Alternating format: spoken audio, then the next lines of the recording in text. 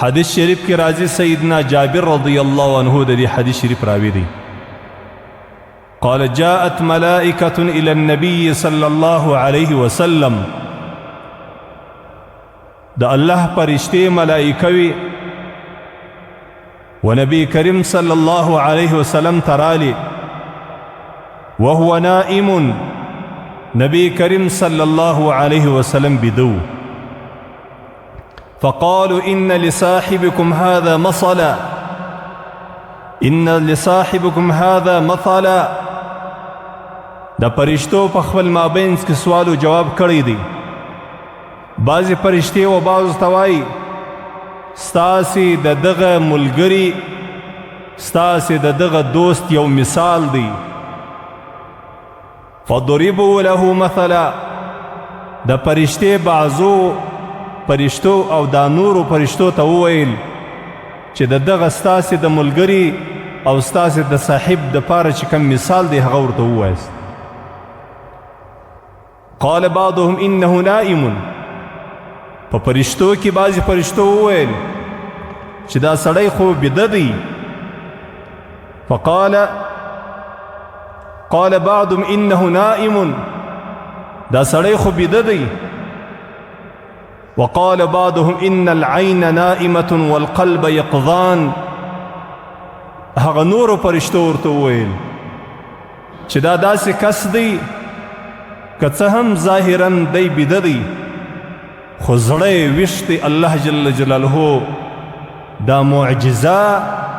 و رسول الله صلی الله علیه وسلم ته ورکړې ده چې زړه یې ویښ دی سترګې یې پټې دي او بیده دی فقالوا مثله كمثل رجل بنى دارا وجعل فيها مأدوبة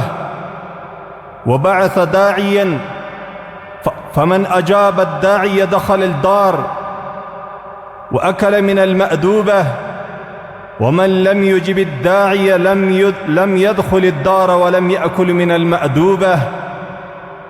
فقالوا أولها له يفقهها دا پرشتو پخپل مابین کی سرویل چې د دې سړي د پاره یو مثال دی دا مثال دا رقم دی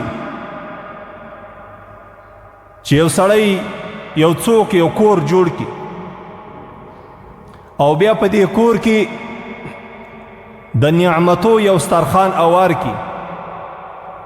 او بیا یو چاته ووایي چې ته ولاړ سه دا خلک را خبر که دغه سترخان ته دغه کور ته را دعوت که را ویې غواړه پرشتو چې کله دا مثال د رسول الله صلی الله علیه وسلم د وویلې نو هغه نورو پرشتو ورته ویل اوس نو د دې خبرې تاویل ورته وکړي تفسیر یې ورته وکړي تشریح یې ورته وکړي د دې خبرې څه معنا ده قال بعضهم انه نائم وقال بعضهم ان العين نائمة والقلب يقظان بعضو ویل چې دی خو بیده دی دا دویم ور دا خبره وکړه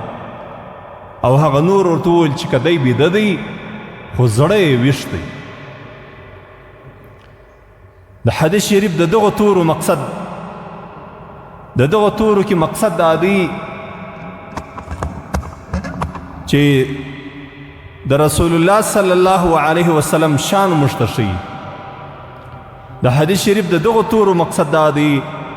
چې مشتدا ځای شي چې رسول الله صلی الله علیه وسلم ته الله جل جلاله څونه عظیم شان کړی دا د رسول الله صلی الله علیه وسلم منقبت دی معجزه ده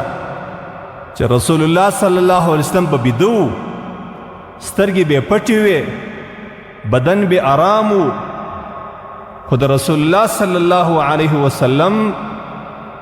زړه به بیدار و رسول الله صلی الله علیه وسلم به په دې پوهېدی چې دا څه وایي او دې پرشتو چې دویم وار بیا هم دا وویل چې که چیرې موږ د دغه مثال تعویل وکړو تشریح یې وکړو دا مثال ورته واضح کړو نو دا سړی بیده دی هغه نورو په پرشتو په جواب کې ورته ویل ان العین نائمة والقلب یقظان د دې سړي سترګې پټې دي خو زړه یې ویښ دی هغه ادراک د دې خبرو د دې مجلس کولی سي فقالوا الدار الجنة والداعي محمد فمن أطاع محمدا فقد أطاع الله ومن عصى محمدا فقد عصى الله ومحمد فرق بين الناس د پرشتو ورته وویل چې کم مثال موږ ویلی وو چې د رسول الله صلی الله علیه وسلم مثال داسې دی لکه یو څوک چې یو کور جوړ کړي او په دې کور کې یو سترخان د نعمتو اوار کړي او بیا یو چاته وایي چې ورڅه خلک ورته را دعوت کړه دې سترخان ته دې نعمتو ته نو کم کسان چې دې ته راله د هغو کم کسان دي او کم کسان چې نه ورته راله خبره یې نه ومنل د دې سړي اواز یې نه واورېدی د هغو کم شان دی اصلا د حدیث شریف د تورو خلاصه دا ده چې الله جل جلاله یو کور جوړ کړی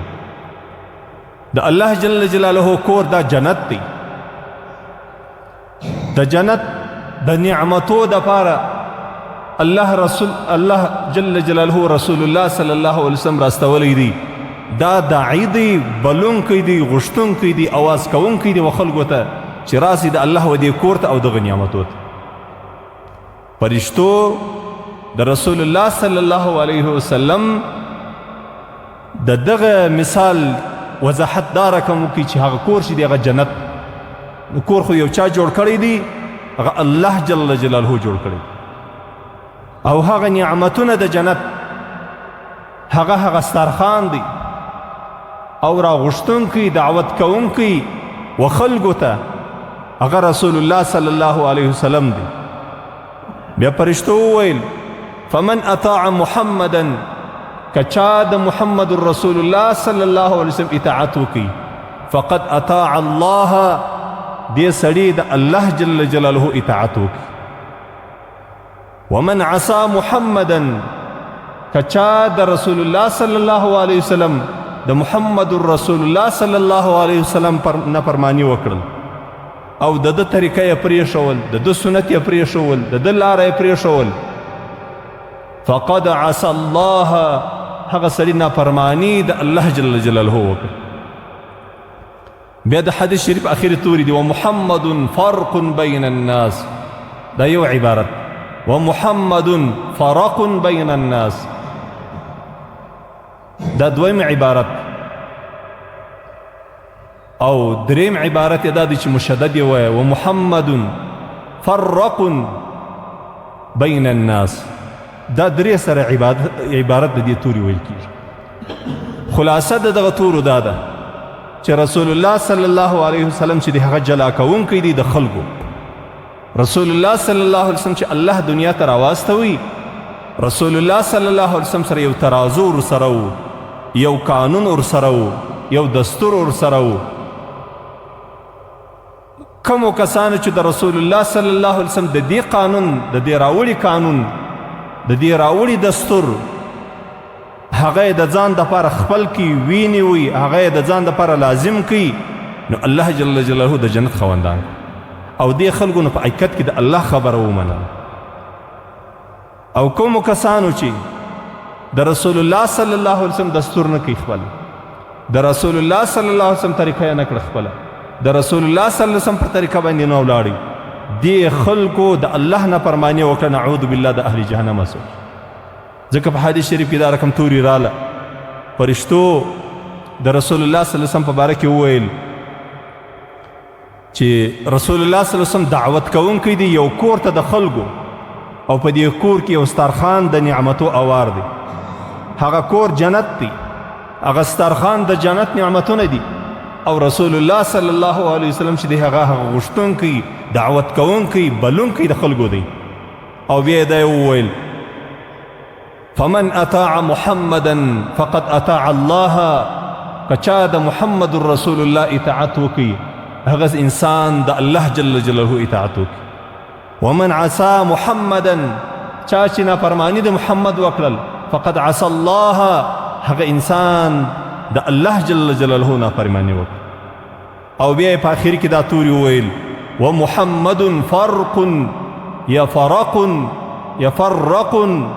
بین الناس محمد رسول الله صلی الله علیه وسلم چې دی هغه جلا کوونکی د شو او د بدو خلکو دی د مؤمن او د کافر دی د نیک انسان او د بد انسان جلا کوونکی هغه محمد رسول الله د حدیث شریف روایت بخاری کړی